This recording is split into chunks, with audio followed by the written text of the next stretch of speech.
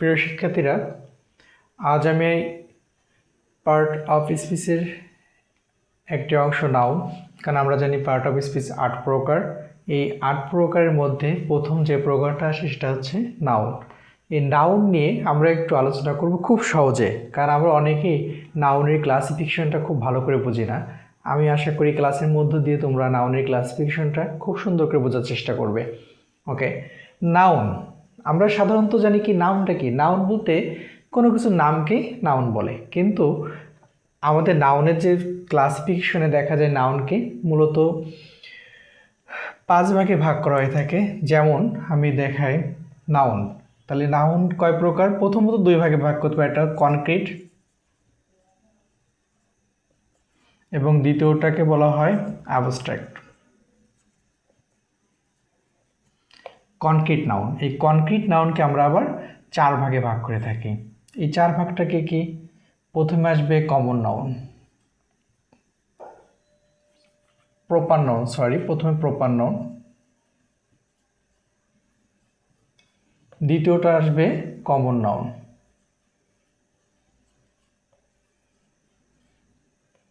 তৃতীয়টা আসবে material noun এবং শেষেরটা আসবে abstract noun. Abstract collective noun এবং অ্যাবস্ট্রাক্ট নাউন।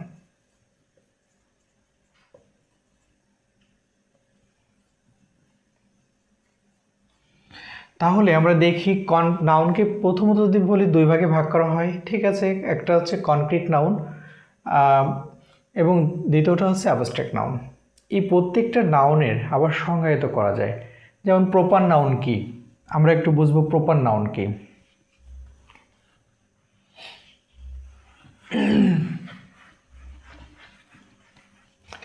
প্রপার নাউন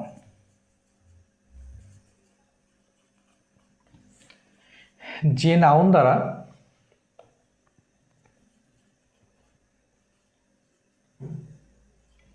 কোনো ব্যক্তি বা বস্তুর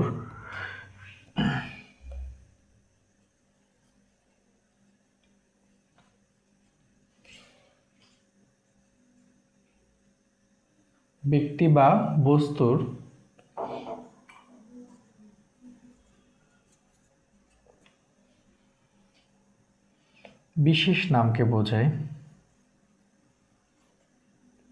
এবং স্থানও হতে পারে। ব্যক্তি, বস্তু বা স্থান এর বিশেষ নামকে বোঝায়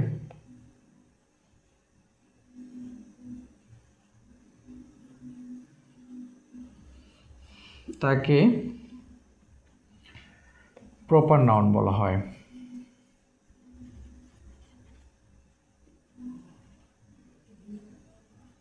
তাহলে আমরা প্রপার নাউনের সংজ্ঞায়িত করব যে নাউন দ্বারা কোনো ব্যক্তি বা বস্তুর বিশেষ নামকে বোঝায় তাকে প্রপার নাউন বলা হয়। যেমন রহিম, রহিম দ্বারা ব্যক্তির আলাদা অথবা স্পেসিফিক নামকে বোঝাচ্ছে। যেমন নদীর নাম হতে পারে পদ্মা, যেমন শহরের নাম হবে মাগুরা। এই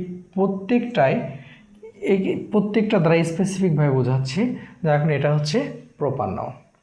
তাহলে বন্ধুরা, আশা করি প্রপার নাউন সম্পর্কে বুঝছো। আমরা এরপর আসবো কমন নাউন।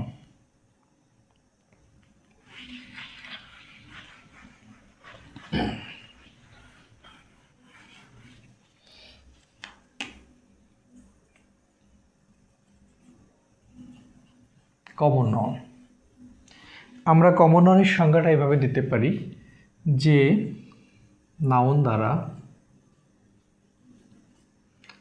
কোনো ব্যক্তি, বস্তু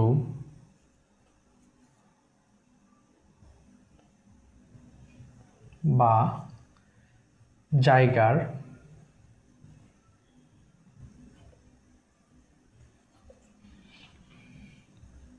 সমজাতীয়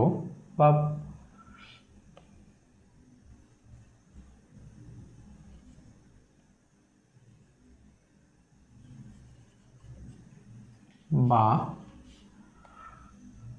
প্রচলিত নামকে বোঝায়।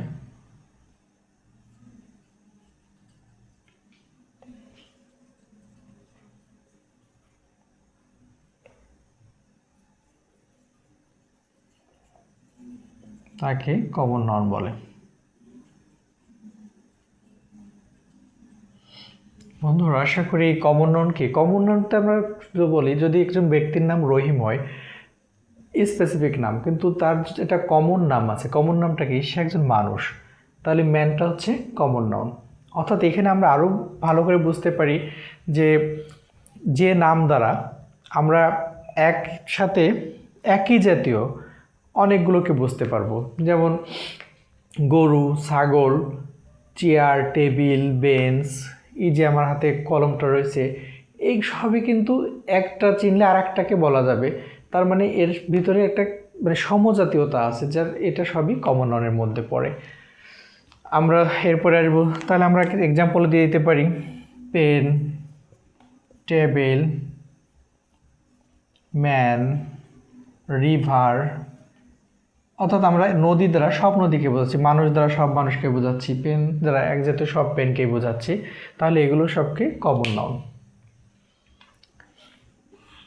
এরপর আমরা আসব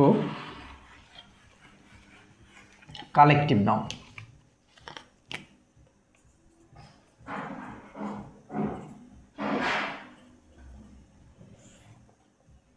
কালেকটিভ নাউনের সংজ্ঞাটা এভাবে দিতে পারি, এটা কালেকটিভ মানে কি? সমষ্টিগত নাম, অর্থাৎ যে নাউন দ্বারা কোনো কিছু সমষ্টিকে বোঝাবে। যেমন যে নাউন দ্বারা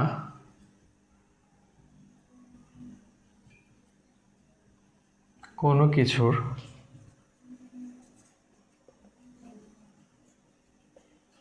সমষ্টির নামকে বোঝায় তাকে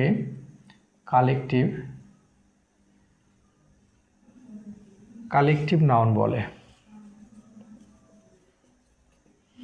আচ্ছা, সমষ্টি নাম কি? যেমন আমরা বলতে পারি আর্মি। আর্মি কি? আর্মি তো সমষ্টিবদ্ধ, বেশ কিছু আর্মি, সেনাবাহিনী আমরা যে বলি যে অনেকগুলো মানুষই সমষ্টি, এটা গ্রুপ।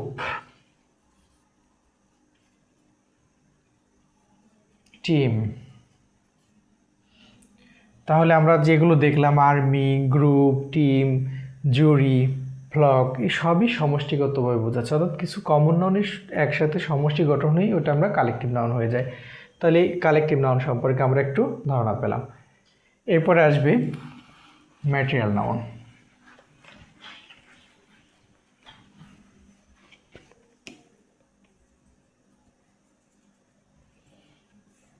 ম্যাটেরিয়াল নাউন কি? যে নাউন দ্বারা কোনো পদার্থের নামকে বোঝাবে। খুব সহজ জিনিস, যে নাউন দ্বারা কোনো পদার্থের নাম বোঝায় তাকে ম্যাটেরিয়াল নাউন বলে। তাহলে আমরা সংজ্ঞাটা দেখব, যে নাউন দ্বারা কোনো কিছুর পদার্থের বা কোনো পদার্থের নামকে বোঝাবে। যেমন আয়রন, গোল্ড, সিলভার। তাহলে আয়রন, গোল্ড, সিলভার। আবার একটু মনে রাখবো আমরা, এই যে গোল্ড পদার্থের নাম, যেটা কমন নাউন, কিন্তু গোল্ড দ্বারা যখন কোনো অর্নামেন্ট তৈরি হয়ে যাবে, যেমন নেকলেস, এই নেকলেসটা কিন্তু কমন নাউন হয়ে যাচ্ছে। তার মানে ওই পদার্থ দ্বারা কখন কোনো কিছু তৈরি হয়ে গেলে সেটা আবার কমন নাউনে পড়ে যাচ্ছে। এরপরে আসবে আমাদের অ্যাবস্ট্রাক্ট নাউন।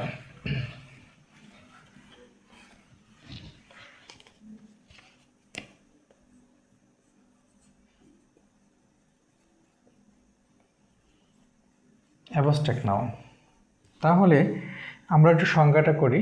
যে নাউন কোনো ব্যক্তি বা বস্তুর নামকে না বুঝিয়ে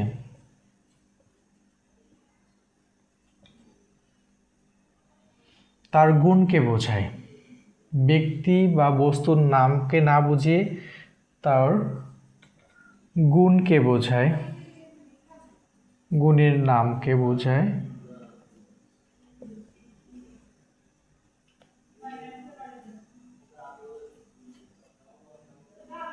তাকে অ্যাবস্ট্রাক্ট নাউন বলে।